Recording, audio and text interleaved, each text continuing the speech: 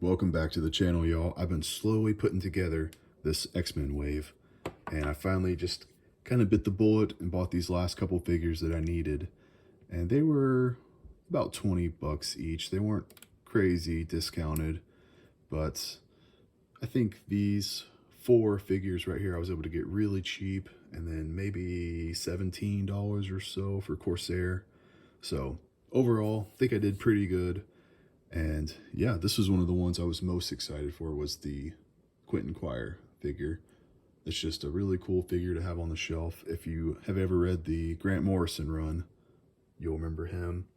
This is pretty old school. This is from the original Claremont X-Men run.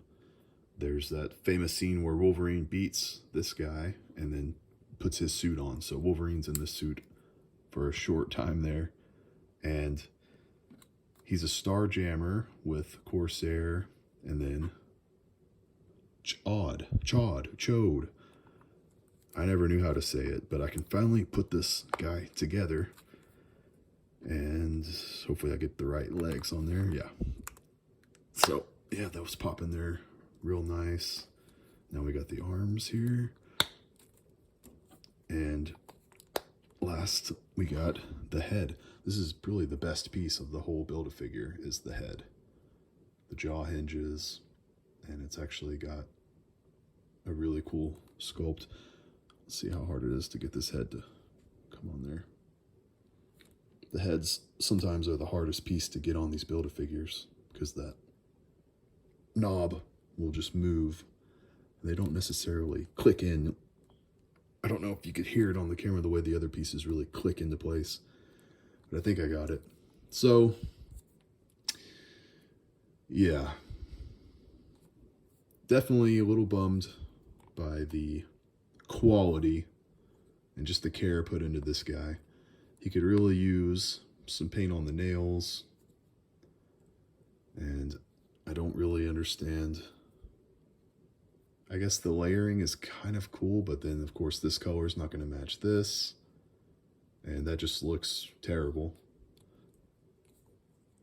Definitely needs a little work. The toenail. So this is definitely one customizers can do some pretty cool stuff with. But it is a cool figure to have on the shelf. He'll go right next to your Corsair. So I don't know if they've made any other Star Jammers. Oh, of course he comes with this guy too. In the comics, this is just like his little buddy.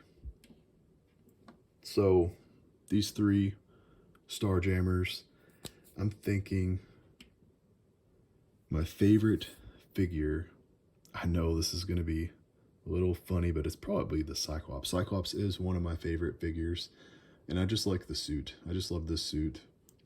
He's all pinless. He looks really nice. It's a very simple. I do like Emma, but I don't really love the face sculpt, and she's fallen over already several times on my shelf. This M figure is actually really well done.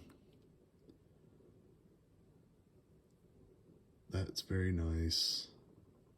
If I can get it to focus. And Chamber.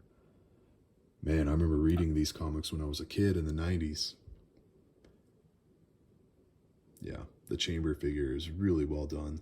This is another good one for customizers. You can rip this head off and you have just a biker suited body. I've seen people make a really cool Ghost Rider and a few other figures. I actually pulled out this Sabretooth because that just reminded me so much of that. I really hope that they do a more classic, like Jim Lee looking Sabretooth with a huge back and chest. Yeah, I don't know about this figure. Had to get him for the Build-A-Figure piece for the Reaver, I believe was that wave. But I just ripped this guy right out of the box. I haven't posed him or anything. Why? Why are these... Ooh, that's stiff. Why are these always so miscolored now? I don't remember that being a problem before. I mean, look at that. That is terrible. Really terrible. It's such a, it's almost like flesh colored versus the yellow of the suit. Very weird. Don't like that. yeah, this guy, I don't know what I'm going to do with him. I mean, no one was real excited for him anyway. So let's look at, I mean, see when it's black, I guess it doesn't stand out nearly as much. Even the red doesn't look bad. It's just that fang. He looks terrible. But happy to have the wave. Let me know what you guys think if you've picked these up. You can get them all for pretty cheap now, I believe. See ya.